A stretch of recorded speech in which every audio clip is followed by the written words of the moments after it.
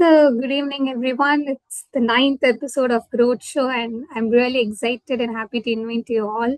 Uh, it's a very, very interesting topic today because we have been talking a lot about SaaS, demand gen, product led growth, AI citation, all these things. But today's topic is something that every marketer aspires to get their enterprise marketing, getting into longer sales cycle, closing seven-figure deals is the dream of every marketer, but they don't know how to do it, and most of them do not even reach there.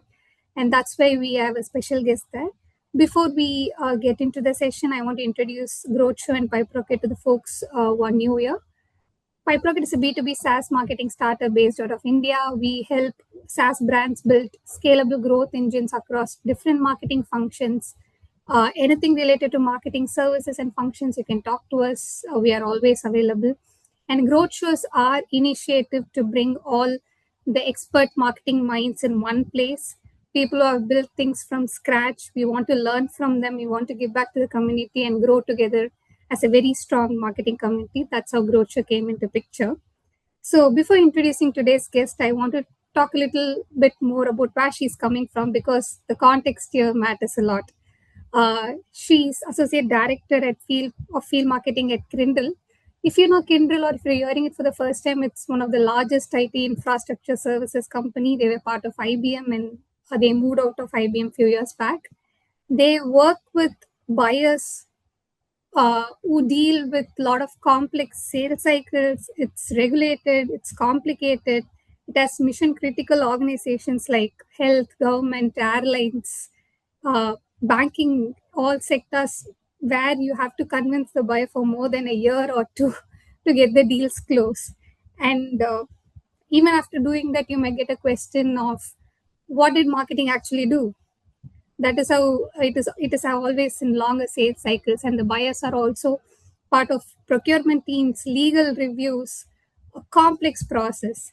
So this has been the day-to-day life of Jessica and today's guest, and I could not find a better person to talk about pursuit marketing, enterprise marketing, and she's handling some complex buyer landscapes across UAE, and I want to hear from her.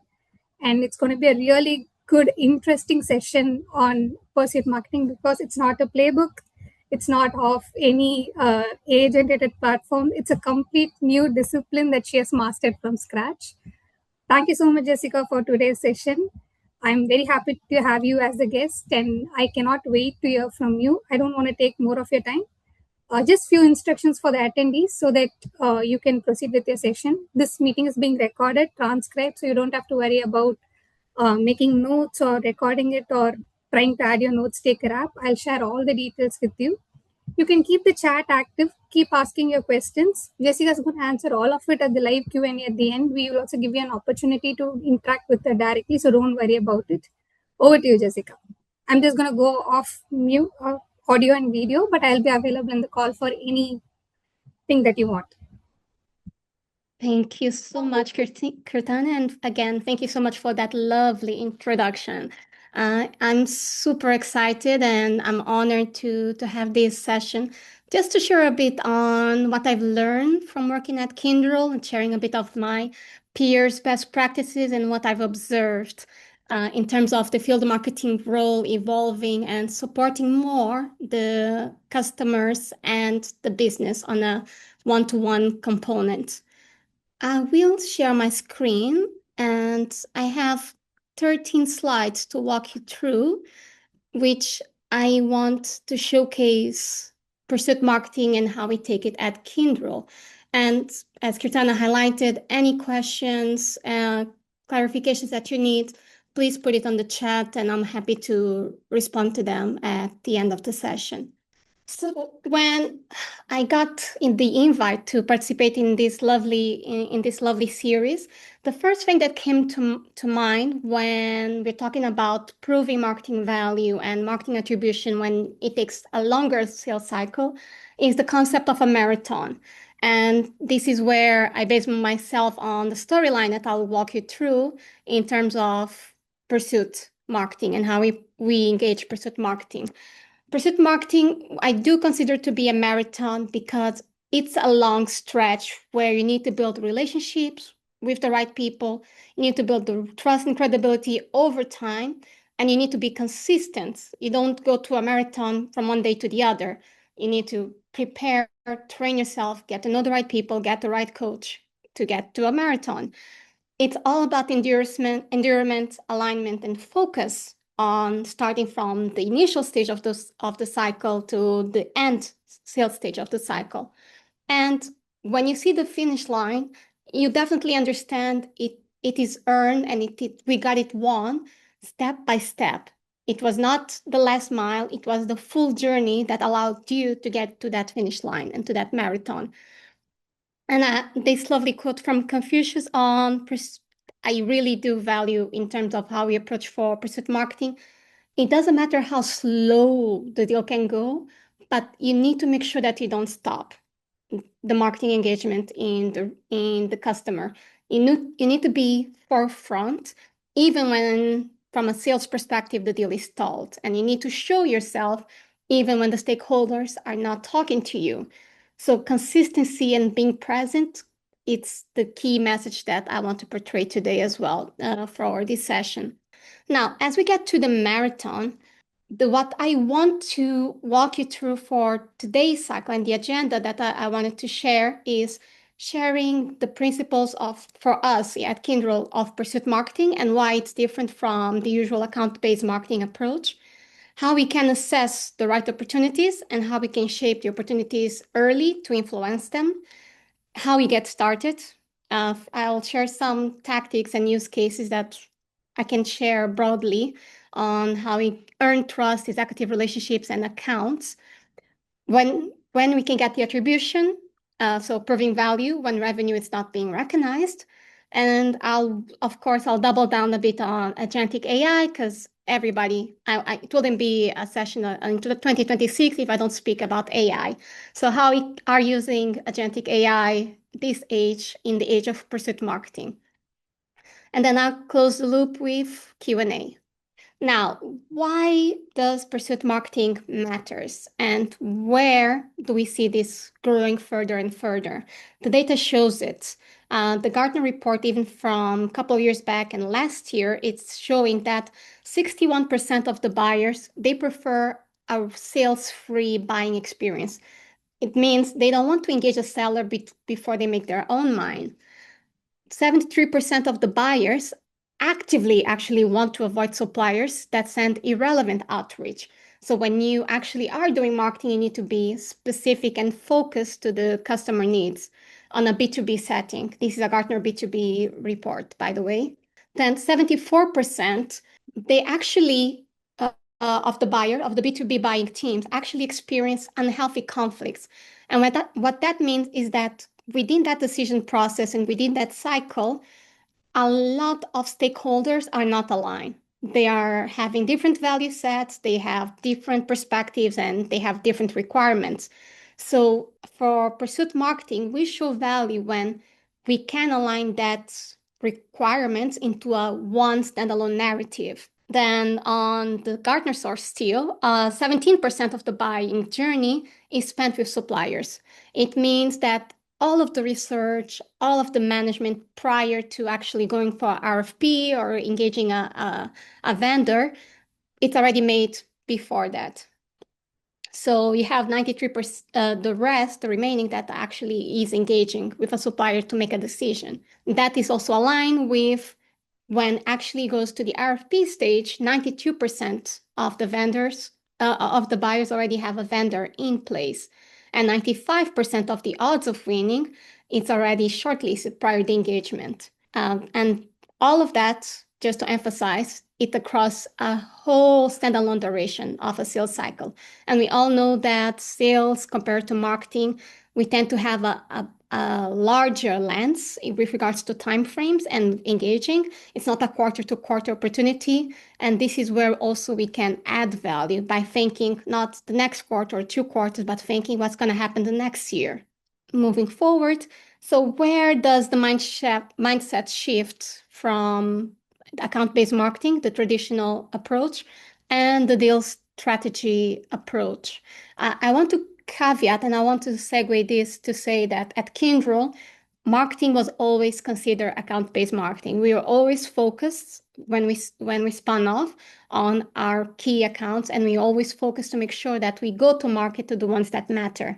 But as we move forward and pursuit marketing becomes more important, what is necessary, how we approach it, is shaping demand early. So knowing the right people in advance before an RFP comes, to make sure that we influence them and we can influence the RFP. Instead of focusing on the price and the cost case, we're focusing on what business value we are bringing at the long term opportunity. Instead of just selling one deal, and in terms of account-based marketing, we actually build a transformation journey, and we actually engage in a long-stand engagement of 18 to 24 months, supporting to make sure that we get that opportunity close. But last but not least, it should be considered a partnership with sales, where although you are helping to close this deal, as you're shaping this deal, you need to focus already how we can get the other one as part of that conversation. With the mindset shift, what we define as key principles in terms of what is pursuit marketing. Pursuit marketing is time-bound and opportunity-specific.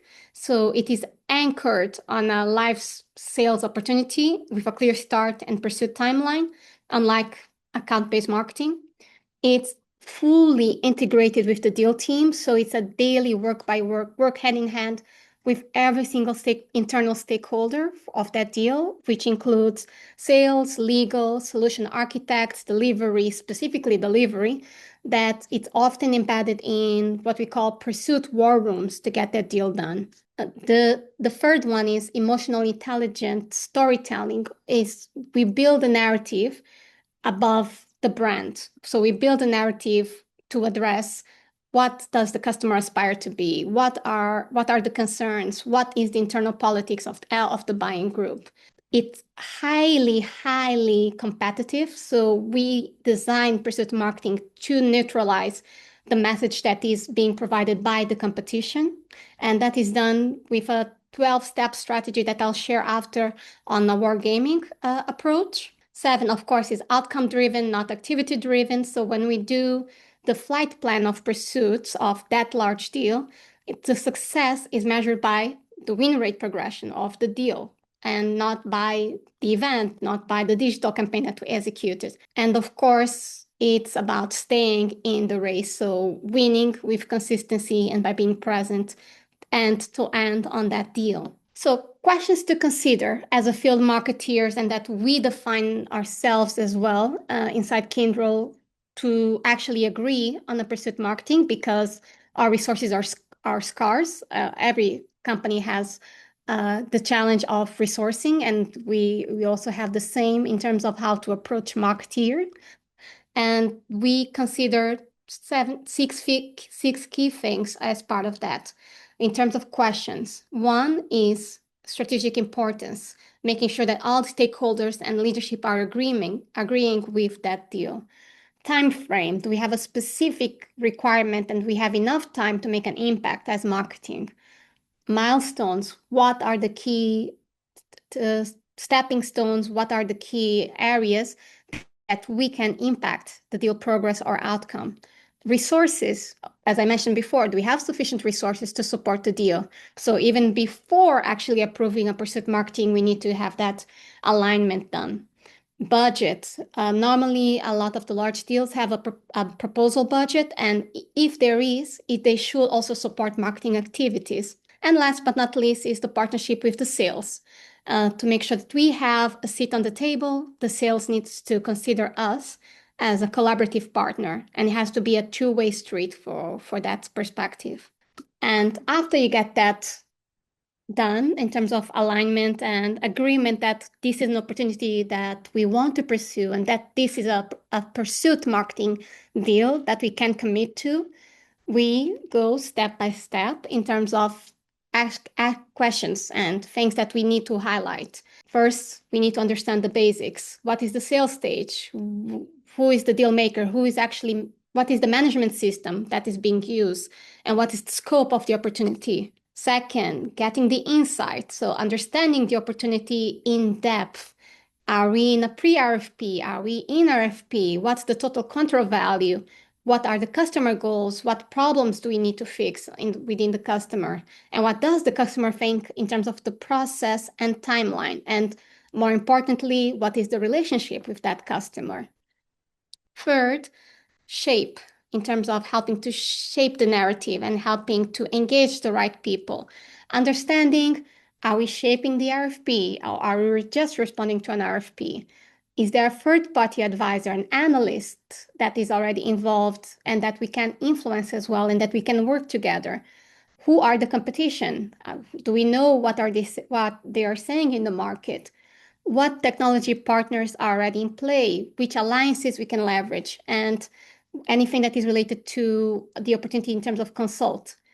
Ambition, agree on the marketing goals, making sure that we can make a difference, and we understand that we have the right setup in terms of the engagement, the understanding that we have the right narrative and point of view to actually add value.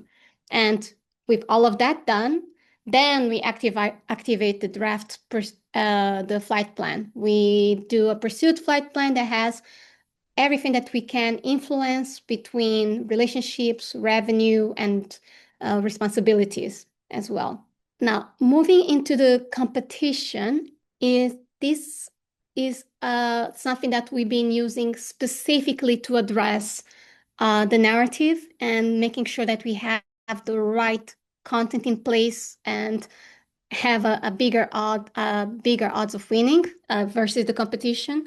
There are 12 levers that we can consider when we go to respond to a deal. And marketing can have a stepping stone on each of those levers. Of course, the three key levers that are more important is the relationship, what are the capabilities, and politics. So getting understanding of that relationship, capabilities, and politics is the key drivers to already get a counter argument for the competition. But then, as we move forward to the specific deal, we can always consider, in terms of engagement, the scope comparison, the commitment, the delivery approach, the deal structure, the pricing, deal financing, the innovation, and the terms and conditions. Now, this is all that we go through, and we map this to our top key competitors when responding to a pursuit marketing. And thankfully, our global team that started this at Kyndryl have amazing experts and supporters that can do that to drive the business. With bearing that in mind and understanding those 12 levers, what is the pursuit role when it comes to the opportunity itself? Once there is a pre-RFP stage, when we are in a pre-RFP stage, it's about understanding the customer, influencing the key decision makers, making sure that there is brand presence, reinforcing reputation, getting intent data, getting a competitive POV, point of view, and having actually co-creation workshops. Now, from my personal experience, the co-creation workshops is one of the most important components when it comes to deal shaping, because this is where you can get all the members together and actually brainstorm what should be the value proposition and get a point of view. And we, as marketeers, have the biggest value because we can bring a distinct flavor on insights, customer perspectives, and tactics to drive. Now, when we are in the support of RFP, and some of the times it's a sales-led discussion, definitely we can help on a face-to-face interaction with workshops, events, top-to-top meetings, which is executive-to-executive meetings, delivery and designing a high journey impact touch points, such as digital campaigns, out of home, so advertisement and collateral that is customized to the specific pursuit. Post RFP, because things don't close with the RFP and they don't close even when the deal it's won. How we can make sure that we have the right influence when they're going to the oral stage, when they're doing the evaluation, sharing the client wins, and making sure that they have the right assets to co-create and to get to executive outreach as a follow-up of the RFP response. And of course, do additional proof points and competitor monitoring. This is pretty much as a shopping list aligned to the prior slides in terms of what we are doing for pursuit marketing for every single stage. I'm not going to go through into more detail, but I can definitely tell you that marketing can play a role in every single stage of the buyer journey on a large deal or even a smaller deal, coming from the identification stage and delivering account and competitive intelligence, on the validating stage, building new relationships to elevate that customer perception, qualification stage, proving that we are the right partner of choice, the conditional agreement, how we can amplify trust and make sure that we get that deal on the closing line. And then once we get that win, how we can convert those customers into advocates. And of course, as I also highlighted, we won that deal, but we continue the journey. So we should look how we can grow that further in terms of the deal. All of these are specific actions that marketing can do. And what I observe really working, and then I have an amazing colleague that closed two large deals in the banking industry, is it has to be a 360 narrative and 360 approach. So she managed to go from the insights perspective to a specific and bespoke out-of-home advertisement campaign to specific assets and announcements that is aligned to the customer needs, creating newsletters, narratives that is for the C-suite, and also, and I believe that also work, making sure that we add and we are aligned to the customer values. So as an example, if the customer values sustainability and a localized perspective, and not as a global vendor, but a local vendor, how we can make sure that we partner with the right institutions to support the same message in terms of marketing. And a lot of the customers also that we observe, they really want to experience before buying. So traveling to key centers of excellence and traveling to industry focus events and showing our value proposition there definitely creates a difference. Now, going to the new edge of pursuit marketing and where AI is adding value and why it's adding value. Again, insights from McKinsey, Forrester, and Gartner that I was able to pick. If you use agentic AI, if you use AI done right, you have more than three times the likelihood to achieve strong revenue growth with AI. 28% of the total economic value created by generative AI is expected to come from the sales and marketing organization. This is the highest of any business function, according to McKinsey. So 28% of the marketeer's value can be generated with AI if we do it right. 40 to 60% reduction in time spent on research, content and creation, and reporting. If doing AI in terms of agentic AI, we can expect up to a 15% revenue uplift with an AI-enabled marketing and sales team. And something that I found interesting from Gartner in terms of the agentic AI forecast, 15% of the day-to-day business decisions are expected to be autonomously with agents by 2028. What does that mean is that you need to understand how to use AI, and you need to make sure that also your narrative are now in the AI tool. So something that has become more and more popular is the GEO and the content within the key agentic pilots that we can do. At Kyndryl, we have agentic agents, and we've been using agentic AI for all the sales stage funnels that I shared prior, from understanding the competition. We have an agent for that. Getting content, storytelling, we have an agent for that, and then we can tweak it. Getting the right persona researched, we have the right agent to do that. We've been using also agents to understand the likelihood of a deal. We have been using agents to actually shape the RFP as an example. And where I see AI and agentic AI making the biggest impact in enterprise marketing is definitely on finding and prioritizing the right information, and it helps us uncover the right opportunities as well, getting the right understanding to the right people so we can analyze stakeholders' intent, sentiment, competitors, and market dynamics much faster.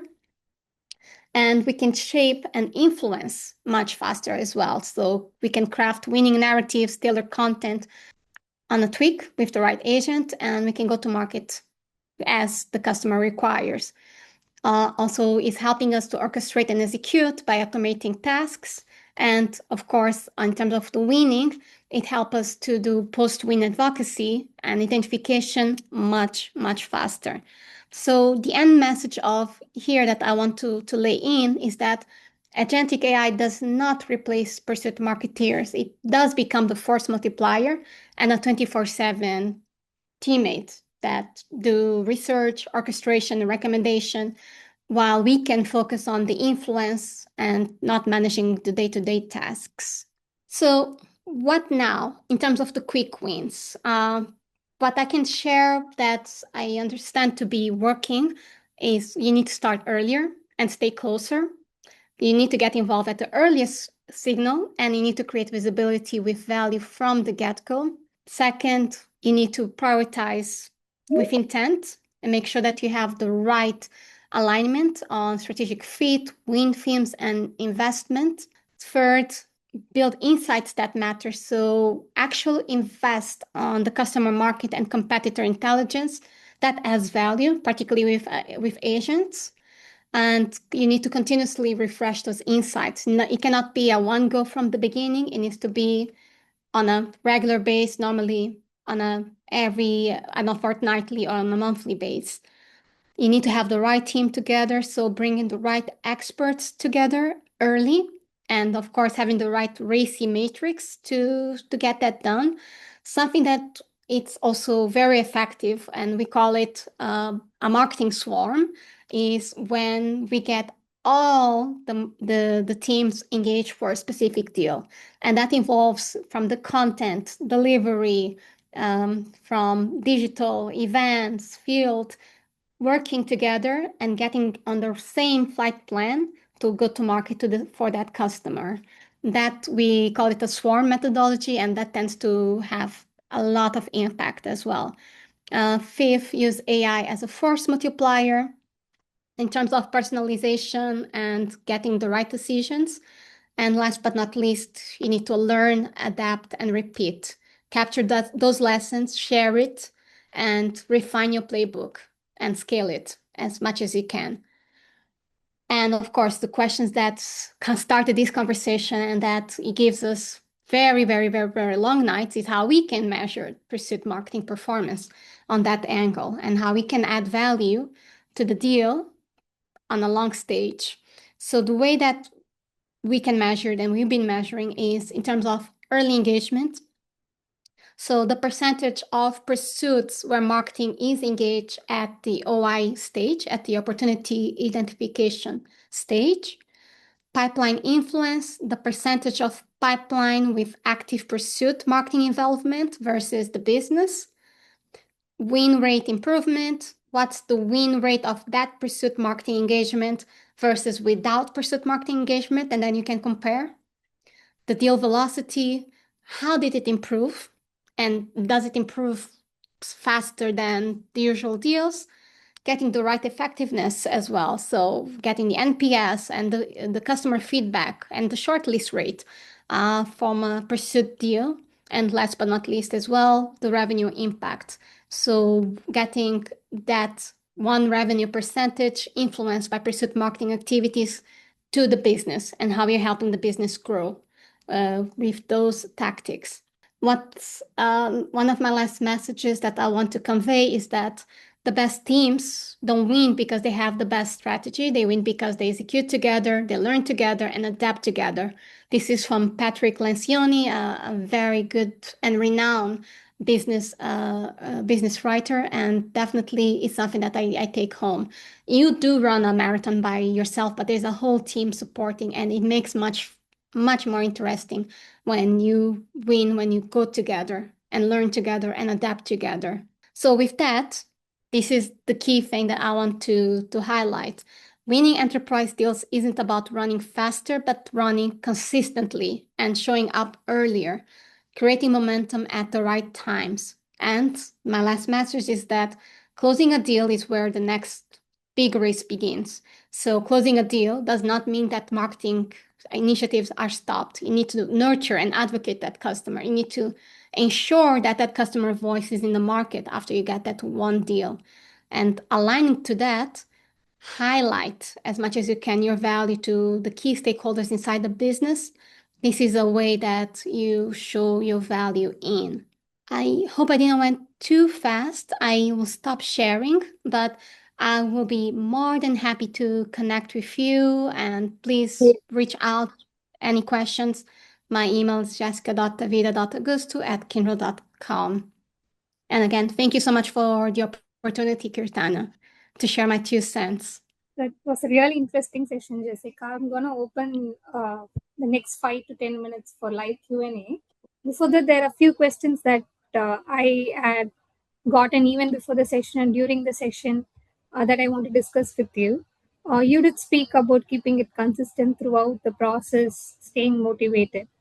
So, what I want to understand is that as a marketer, you will be dealing with your internal sales, legal, and also stakeholder team, and you'll be working with the client team as well. So, you're the spark in between both the teams. What I want to understand is that when the cycle is really long, it's 3 months, it's 6 months, it's 1 year, it's 2 years, how do you keep both the teams on the same line? How do you help them? Because it's going to be difficult for your internal team to measure your progress. At the same time, your client, maybe your client team gives you another suggestion. You have to work it with the internal stakeholders and get back with a new proposal. That's also going to take time, and your client is going to get impatient because they're all enterprise buyers. So, as a Spock, how do you manage both your internal stakeholders and also your prospects, enterprise prospects? And how do you help them measure the progress on both the ends?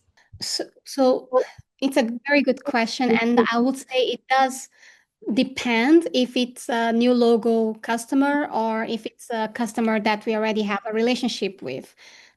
If it's a new logo customer, definitely it starts with the partnership with the sales team and collaboration on their cadences.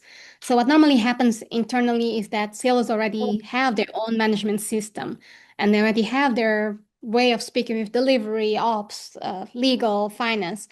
So the key ask is always, can I be part of that conversation? Can I be there on a regular basis? And you should be present to hear how the business is progressing. But not just that, internally, it's also a way for you to show your value and add your 2 cents and say, this is the progress, this is what we observe in the tactics and everything that is happening for that specific customer or that opportunity. So participating on that work stream, on that management system is crucial. Now, from a customer perspective, it goes back to the flight plan. So from a flight plan, you have the full journey mapped out, and that is normally mapped out for the full cycle. So if it's a 6 month, you plan it for the 6 month, and then you just align the tactics and make sure that the customer is present on those tactics. And you just go and take and make sure that he understands, he's aware, he's engaged across the journey. So having the right flight plan is very, very important.